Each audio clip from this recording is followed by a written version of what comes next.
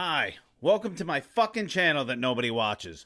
Now let's get down to it. The draft is less than 2 days away, and the Giants have kept a very good secret about what they're doing because nobody really knows.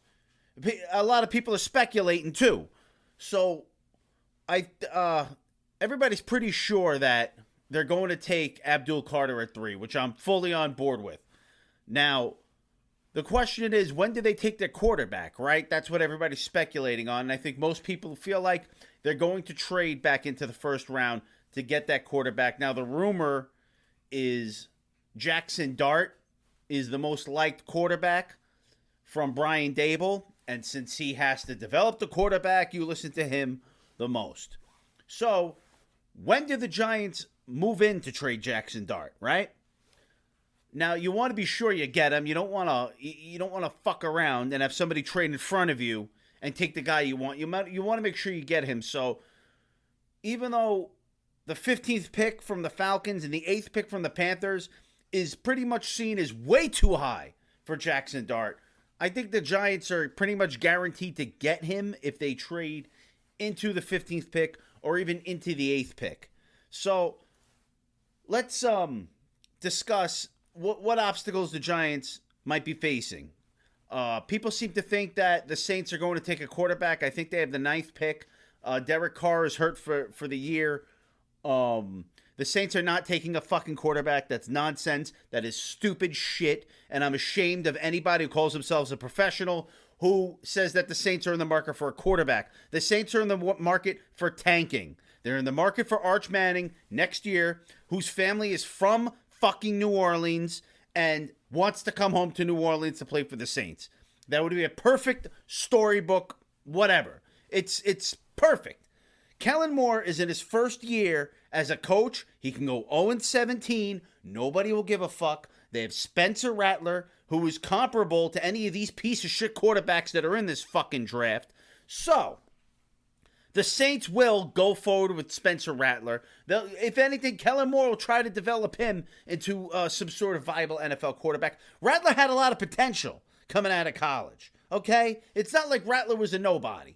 So the Saints will go forward with Rattler. They'll try to develop him. Maybe they'll win a few games. Maybe they'll take themselves out of the Arch Manning sweepstakes. Maybe they'll get on the Nuss bus with fucking Garrett Nussmeier, who, by the way, plays in fucking Louisiana.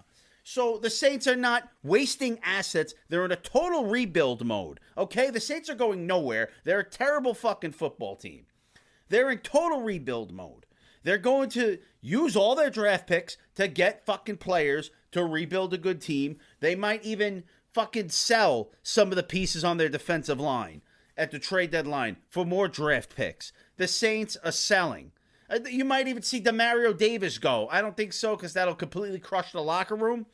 That being said, the Saints are not getting a quarterback this year. They're not trying to win. It would be stupid. For what? Why would they fucking trade assets? Why would they draft Jackson Dart at 9? Why would they draft Shador? For what? So that he can get killed on a bad team and completely ruin his development? The Saints are in the market for a quarterback next year. So the Saints, not in the Giants' way. And the Giants know that because despite their fucking record, they're not stupid. They're professionals. They make a lot of money to know this fucking shit. Now, the Steelers may be in the Giants' way, right? You figure they need a quarterback forever. Mike Tomlin, blah, blah, blah, blah, blah. There's a rumor that Shador Sanders just is not interviewing well with anybody, which is a strange thing. Like, we're not used to college players being rich and having their own brand. But now with the NIL money and with social media, they are rich and they have their own brand before they even come to the professional fucking football. That being said, I'm not sure how many players were very famous in college, like almost like Reggie Bush and Matt Leinart, who were celebrities before they came to the NFL. Almost always that never works out. It never works out that a player who's a college celebrity becomes a great professional player. I don't know what it is. You know, I could be wrong. There could be a blind spot. I could be forgetting about somebody. So even though, yes, we're in a new era where players are wealthy and have a brand before they come to the NFL, and we're going to have to get used to that era, and we're going to have to realize that they're going to be great pros anyway, despite that.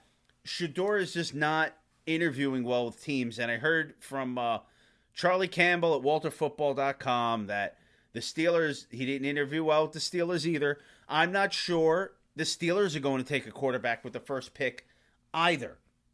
Besides, they're picking all the way at 20. Of course, they could trade up. Are the Steelers going to trade up for a quarterback?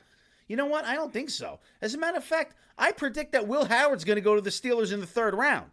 That kid's got Steeler all over him. I think the Steelers are going to be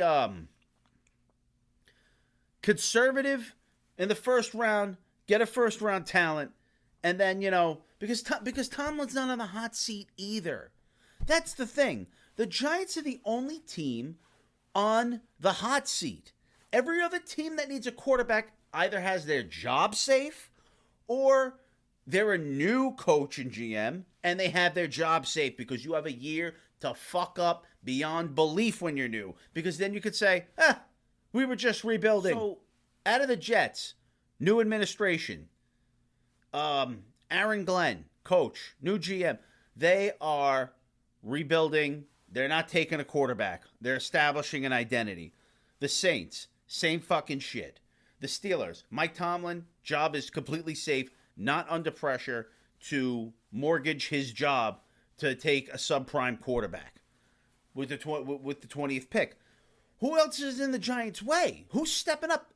Who's stepping up to take this quarterback from the Giants? They're competing against themselves. The Browns maybe are the only team because the Browns have Stefanski and a continuing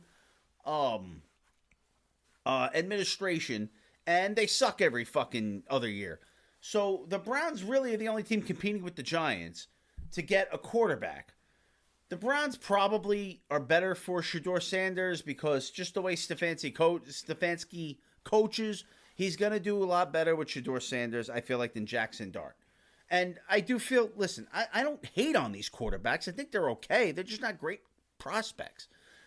So this all being said now, the Giants don't have a lot of competition. They really don't have to get desperate. But that being said, if they wanted to be sure, if they felt they could do a lot with Jackson Dart, and they want to be sure they're going to the first round to get him, I designed a couple of trade packages based on the Johnson trade chart, which, of course, I mean, the Johnson trade chart is kind of like the Jimmy Johnson, if anybody doesn't know, Jimmy Jerkoff. Teams have their own trade charts now, but it's a good basis of comparison for people in the hobby like me to just get an idea of the value. So I'm just going to take a peek ahead for the New York Giants. Now, the teams I picked were the Falcons at 15 and the Panthers at 8. I think now, when the Giants draft Abdul Carter, all of a sudden, Kayvon Thibodeau not becomes expendable. I think the Giants could totally go into the season with 3 pass rushers and do great. However, if they needed to leverage Kayvon to get back into the first round, okay. Let's say the Falcons, who only have 5 picks in the draft, I think that's second least amount of picks in the NFL draft. They need more picks, right? They also are favored to take a pass rusher with their 15th pick. Well, the Giants just happen to have a pass rusher. They could trade the Falcons. So the Giants could give the 34th pick, the 65th pick, next year's second rounder, and Kayvon Thibodeau to get back for the 15th pick to select whoever. That's the point values work out. It seems like a lot. 34th pick, 65 next year's second round, and Kayvon Thibodeau. But, guess what? That's what it costs. That's actually a fair deal. So now moving on, if they want to go to the 8th pick, which is the Carolina Panthers. Well, the Carolina Panthers will cost them the 34th pick, next year's first round, and Kayvon Thibodeau. And the Panthers are another team that's looking to establish or who's looking to pick a pass rusher with their first pick. So these are both 2 packages designed around using Kayvon Thibodeau as leverage to get into the 15th slot and the 8th slot. Obviously, you have to trade the first round pick to the Panthers if you want to go as high as 8. To get to the 15th pick with the Falcons, you can load up on picks instead of just trading 1 home run pick like the first round pick, because the Falcons need more picks. So you can get them a high second, a high third, and you might be able to get out of sending them another first rounder. High second, high third, next year's second and Kayvon Thibodeau. I think that's a good package for the Falcons. If I'm the Falcons, I actually take that fucking package because you're getting the player, the kind of player, the position player that you're going to take in the first round anyway. And then you load up, you get a 34th pick, which is like a late first round. I mean, it's only 2 picks behind the end of the first round. You get the first pick in the third round, so you're basically getting the end of the second round. And then you're getting next year's second. So if I'm the Falcons, I don't even need a first-round pick from the Giants. I'm sure they would ask for it, but I think they're being foolish not to take that package. Those are 2 packages that I feel like the Giants, if you believe that they're going to trade into the first round, back into the first round for somebody like Jackson Dart, I think those are 2 very realistic scenarios. Other than that, I'll try to squeeze in another video before draft night. I'm Dr. Lou. I'm not really a doctor. And go fuck yourself.